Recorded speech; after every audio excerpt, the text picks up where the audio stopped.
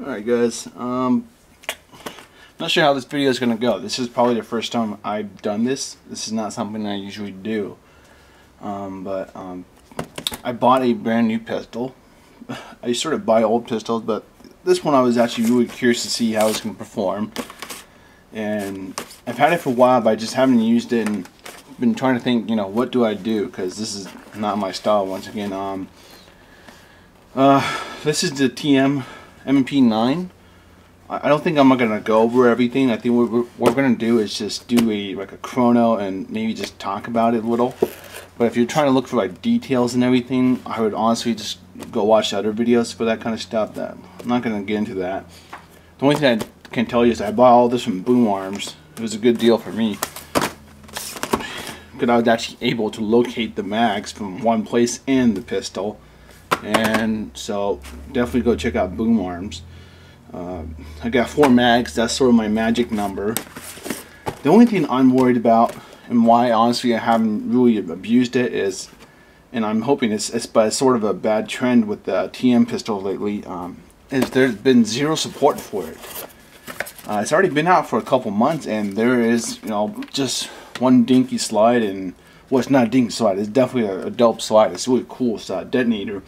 And I think they're making sights, and I know they're going to do more slides, but no loading nozzle, no internals. Although I'm very thankful. The one thing that's cool about this channel is I've made a lot of friends who are actually pistol nuts, and I've been keeping in contact with them. And I got a couple of pistol nut friends that have been abusing the gun, and they haven't had any.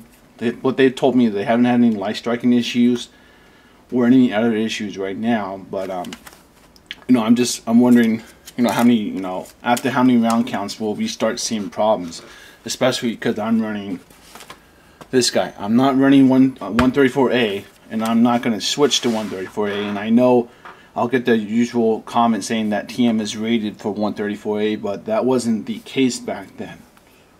That's the case now, because they've gotten a little cheaper in quality. But nonetheless, they have, what do we have? Large. I have big hands, so I'll probably put it on the large one. Okay, and I will do a breakdown, but I'm not too happy about breaking this down because this is basically, you guys, the same design as the Glock and the XDM with their frame, and that's what I'm worried about. I'm worried about the post breaking, but this looks more closer to 226 style right here. And there's no screws in the back here, which is excellent. We'll see. But I'll do a full disassembly after I play it a little bit, because I don't want to ruin any of the threads or anything, because this is plastic, and I don't. I know the Wii grip, the Wii M&P, and the VFC, I believe, have extra grips already available, but the TM does not right now, as far as I know.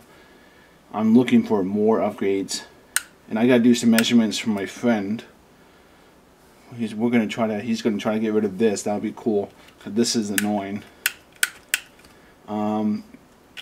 This is chrono it. The first thing I want to know is, can I use high caliber barrels? That's actually the most important thing to me. I would like to upgrade that off right off the bat. And from Boom Arms, this is all that comes on it here for the orange stuff. I'm sure you can just, let's see, can you just scrape it off? I'll probably use nail polish remover. Okay. It's not that bad. This chrono with 20s. Okay, right.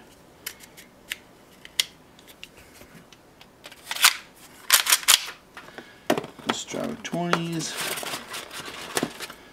I really hope that they get support on parts, because man, it's been sort of a trend. The PX4 barely got any support. The XDM barely got any support. The the TM M9A1, the new version of the TacMaster, barely got any support.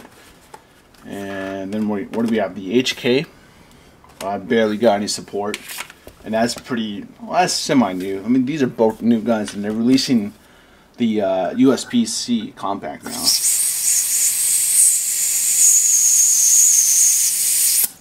Okay, we're full here. Got some 20s right here. Let's see what chrono's at with propane. And we'll just see how it shoots.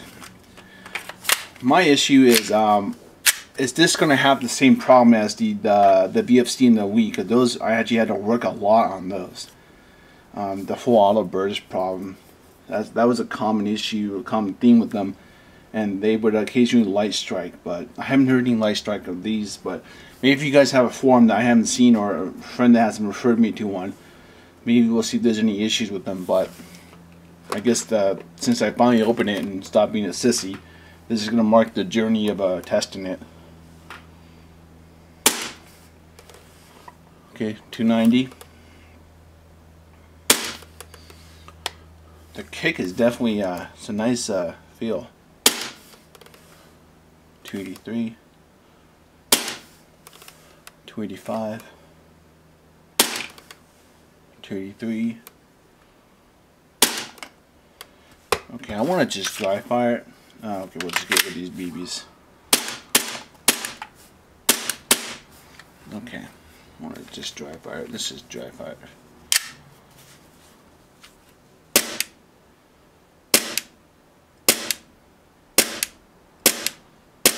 Okay, it's definitely a different feel.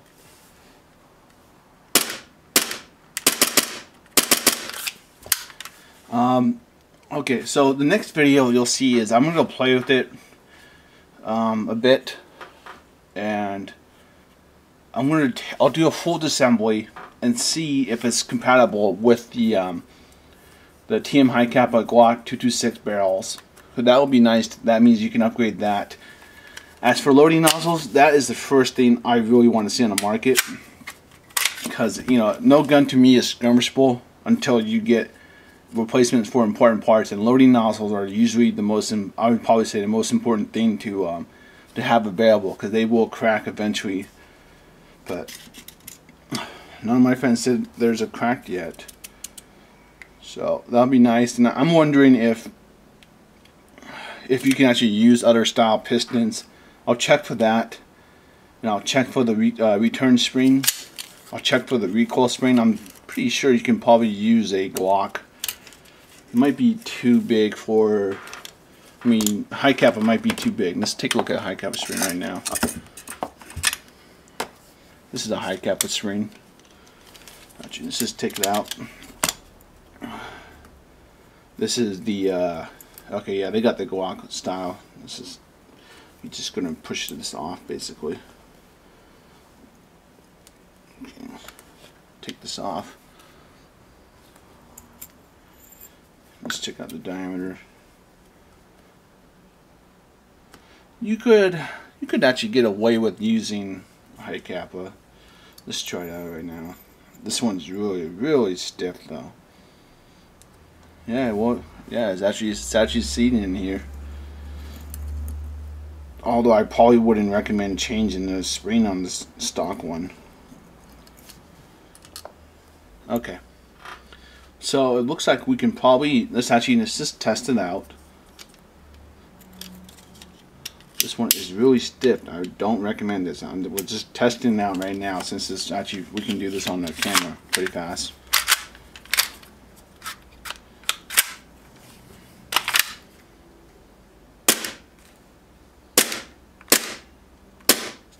Okay.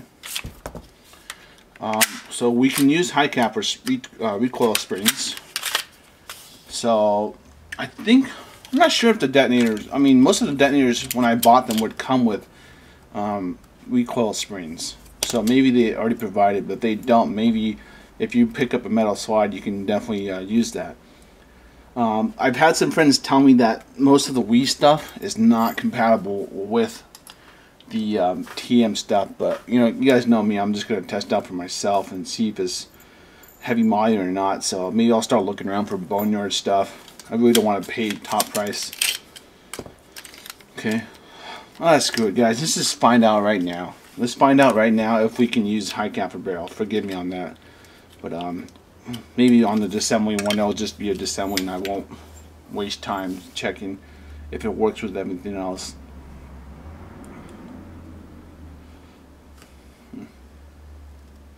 Looks like you need to make sure you turn the hop up so you can actually get in that screw. Wow. Okay. Definitely the arm is very different.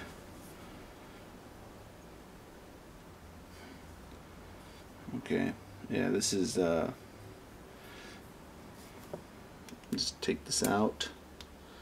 You won't be able to use a high cap arm, that's for sure, or a Glock or any other arm. This arm is definitely proprietary. One thing that worries me, there's a little ring right here on the outer barrel, on the inner barrel.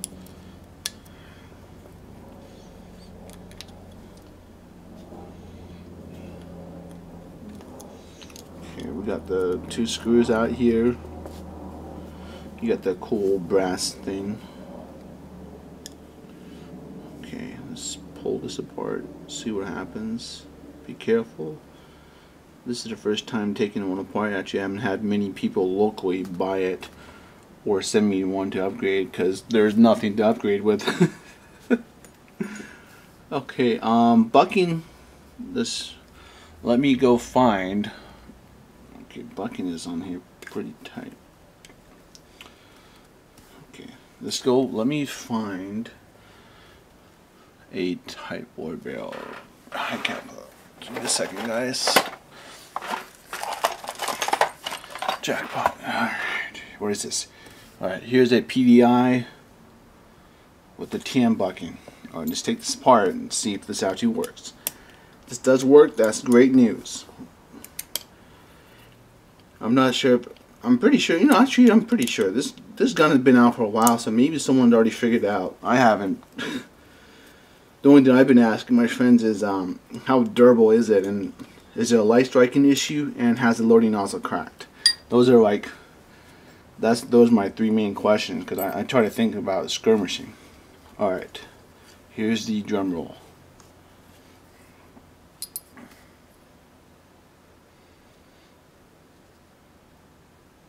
Well, guys, looks like we are lucky. Thank God. Alright. And it looks like the buckings are alright. Shit, why not? We'll just try it out right now. The only thing that is, it looks like the Glock barrel is 97 millimeters, so this is definitely a little shorter. You guys can see that. Alright, let's just try it out. Let's see what the 97 millimeter looks like in here.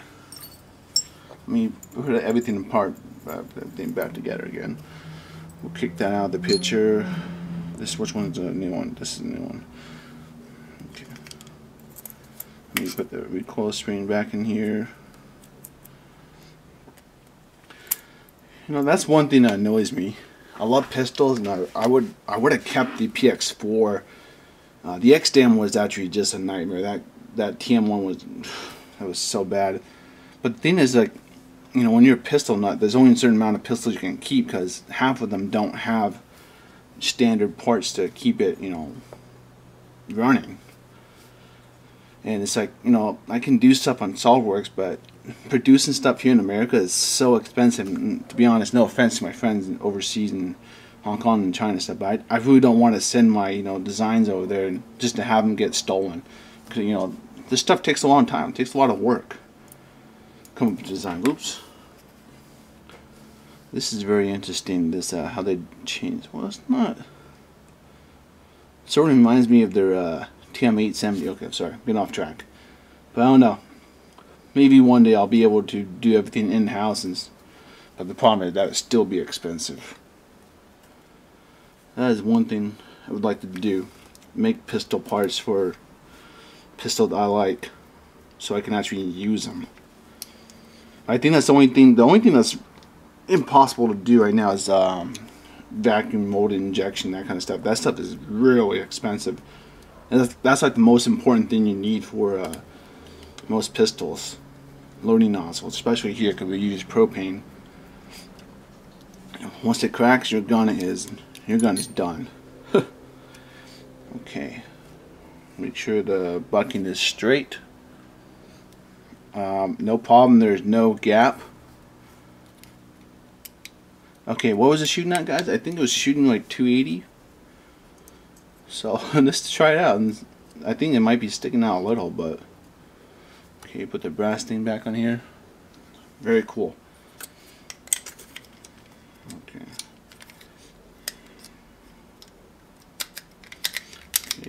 Oh yeah. Let's just put it in gears.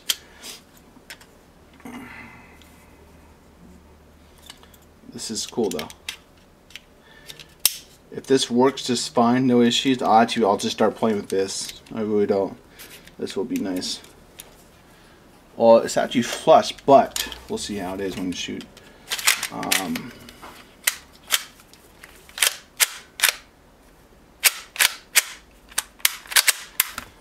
Let's try it out. Let me put a little more gas in here, guys.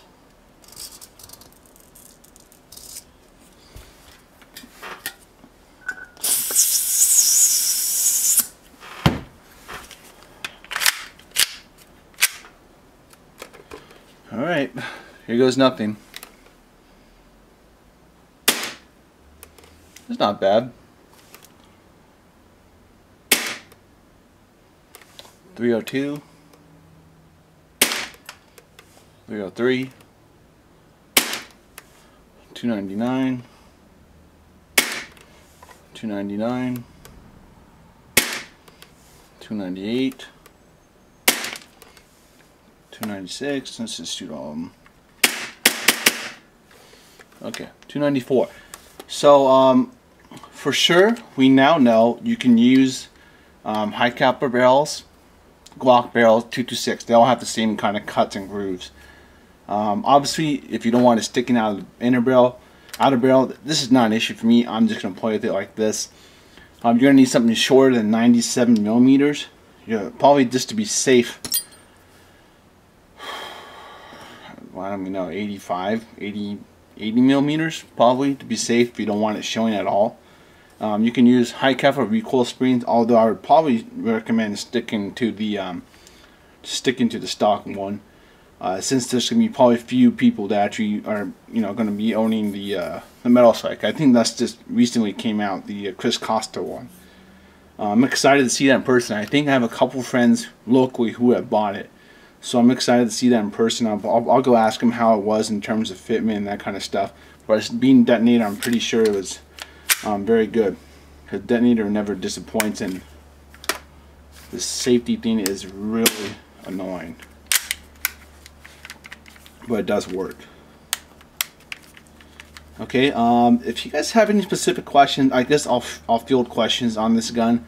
Although if you need to like learn more about the history and like what you get and that kind of stuff, I'd probably hit the forum. I'm sure someone has like an in-depth review. It's not my style. I'm more of a, does the gun work, function, can it perform to what I need to do, kind of, combat test it, whatever you want to call that.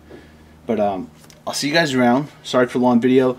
Next video you'll see on this is I will completely disassemble this guy, and I'll make any comments I can think of. If we can, the piston is the next thing. I think we might be able to use other stuff, unless it's that suction type, the horrible one on the TMG18.